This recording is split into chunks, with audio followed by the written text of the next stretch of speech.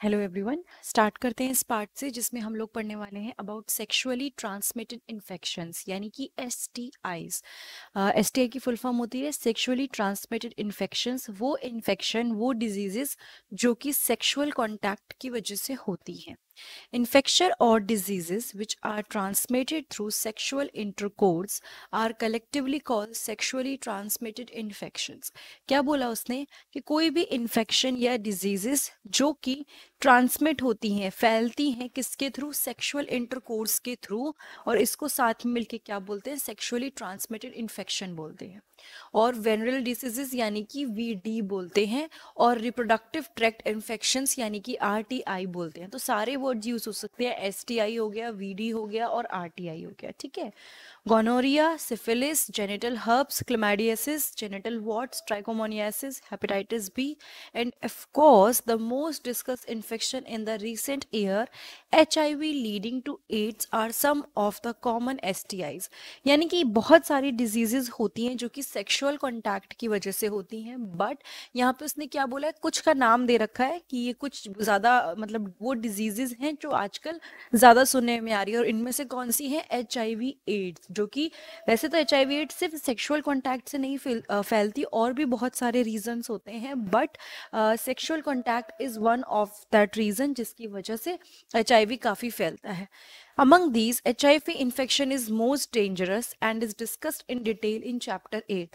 तो हम लोगों ने वो already biology in human welfare जो प्लेलिस्ट है या फिर 12th बायोलॉजी प्लेलिस्ट है, आपको वहाँ पे बहुत अच्छे से मिल जाएगा। वरना बायोलॉजी इन ह्यूमन वेलफेयर एक प्लेलिस्ट है मेरे चैनल पे, वहाँ एड्स के ऊपर एक बहुत अच्छी खासी लंबी वीडियो है एनसीईआरटी बेस्ड, आप उसको देख सकते हैं।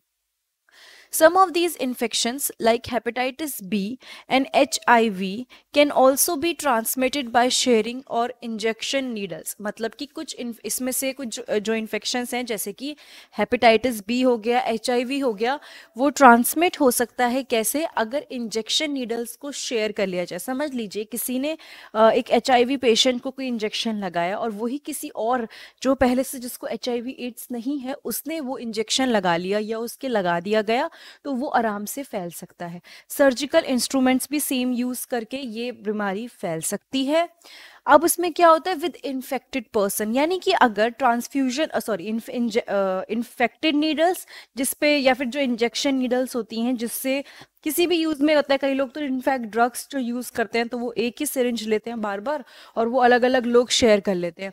तो इंजेक्टेड नीडल्स, सर्जिकल इंस्ट्रूमेंट, ये वो चीजें हैं जो क्या करती हैं, जिसकी वजह से डिजीजेस होती है। देखो यहाँ पे क्या लिखा है, with infected person, transfusion of blood. Transfusion of blood मतलब ब्लड का चढ़ना।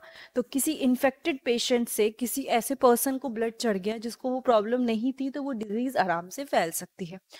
और from an infected mother to the foetus too, infected mother से फीटस में भी ये बीमारी बहुत आराम से फैल सकती है।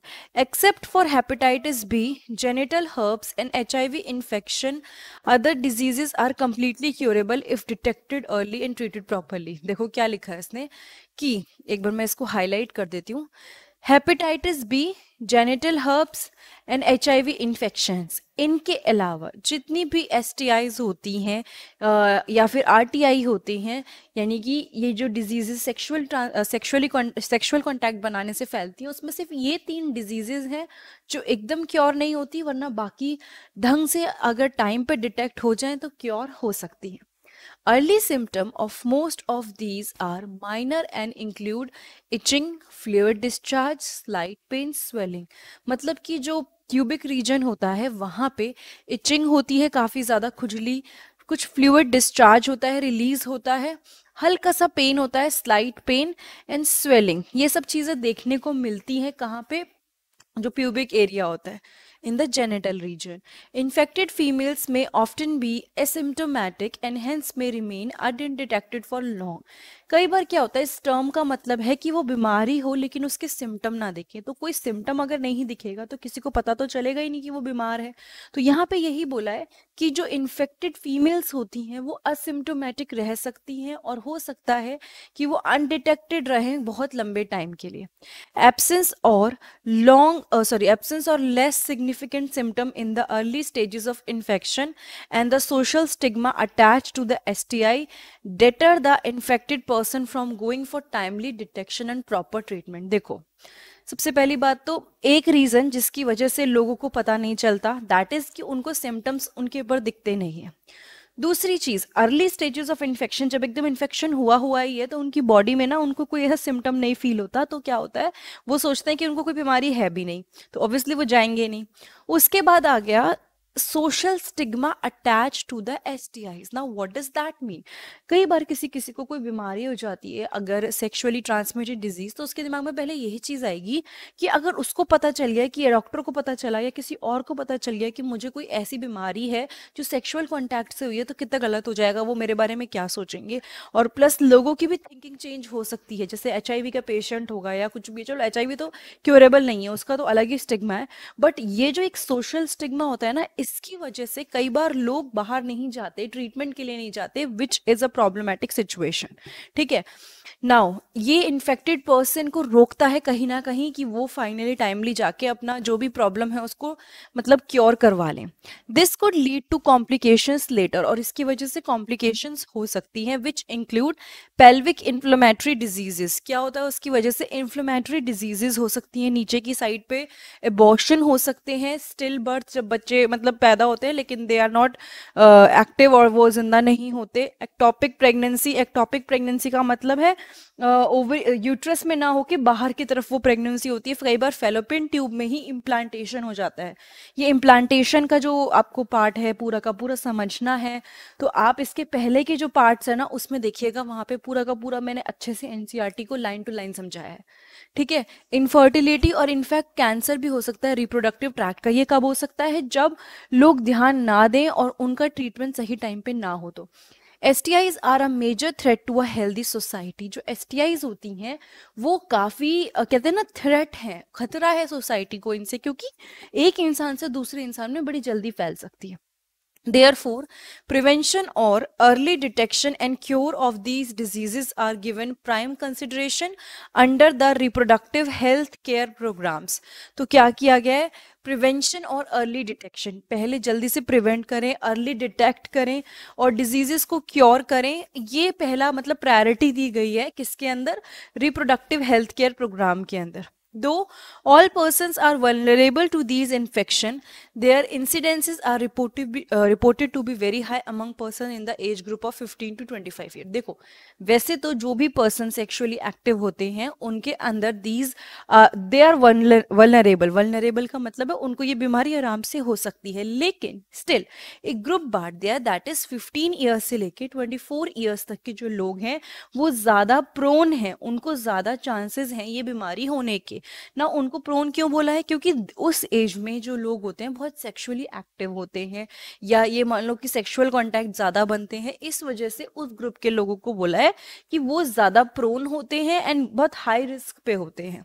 ठीक है, there is no reason to panic because prevention is possible. तो ऐसा घबराने वाली जरूरत नहीं है, बहुत ईजी है इसका प्रिवेंशन।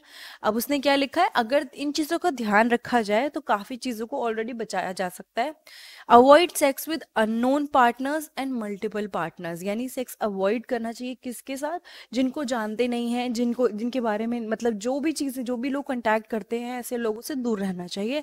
दूसरी चीज़, बहुत सारे पार्टनर्स नहीं होने चाहिए जिनके साथ सेक्सुअल कांटेक्ट बनता है। ठीक है, that is the first point, बहुत इंपॉर्टेंट है।